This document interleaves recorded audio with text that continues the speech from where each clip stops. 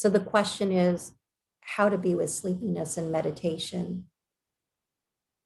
And that's a tricky one. And it really depends on what tradition you're talking about.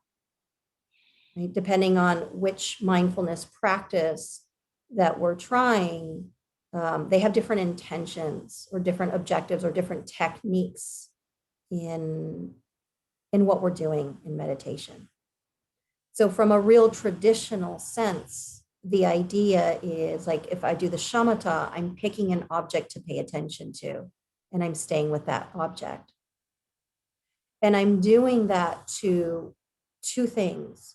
One, to create the stability of attention or to develop the willpower, if you will, to be able to place my attention wherever I want it so that if it meanders off, I can bring it back by choice.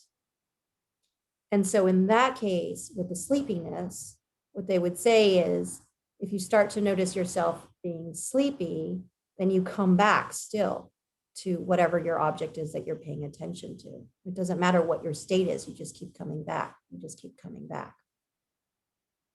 The Vipassana way is to meet your experience fully.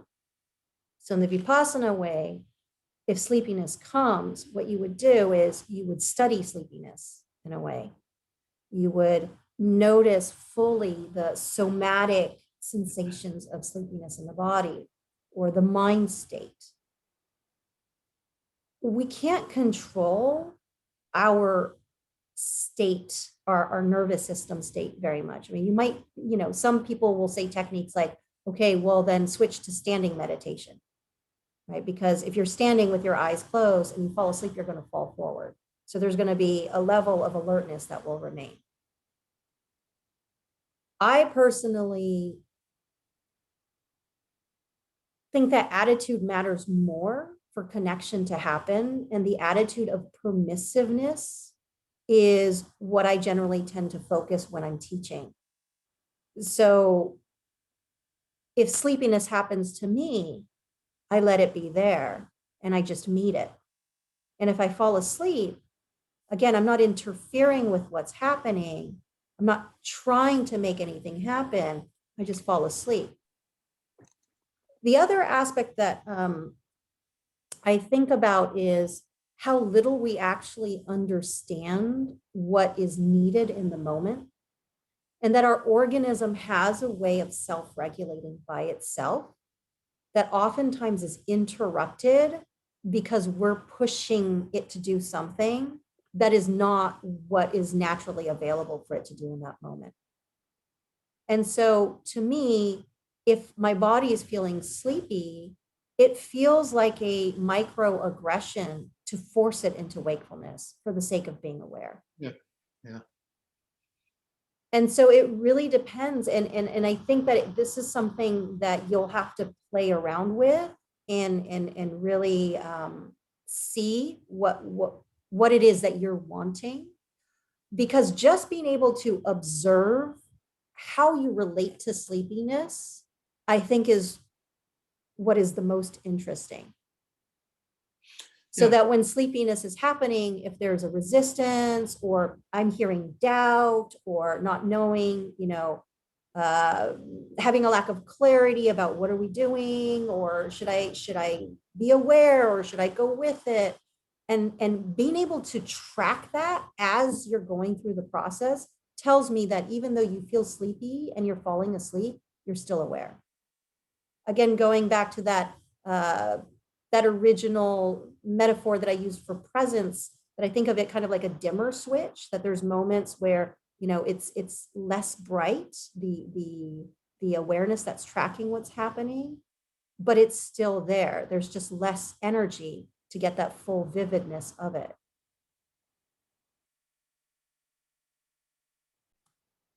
Being able to track ourselves as we're falling asleep is actually a really rich terrain to explore, because most of the time there is no witnessing of that.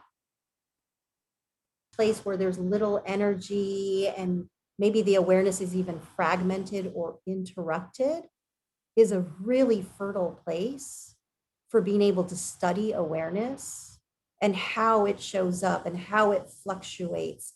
And is it continuous or is it not continuous? Or as it starts to dim, what happens? When does it come back online? So everything can be used. Any experience that we're having, even falling asleep in meditation, can be used to see and learn how the awareness happens in us and how we relate to that, and how even the phenomena of reality itself as we experience it forms and goes. So for everything that we do, for everything that we're exposed to, there's a somatic emotional residue.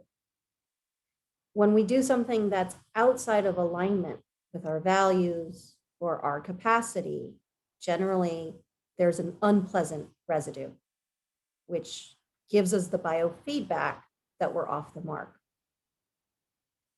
When we are acting in alignment with our values or our capacity, the biofeedback is that of relaxation, maybe of joy, vividness.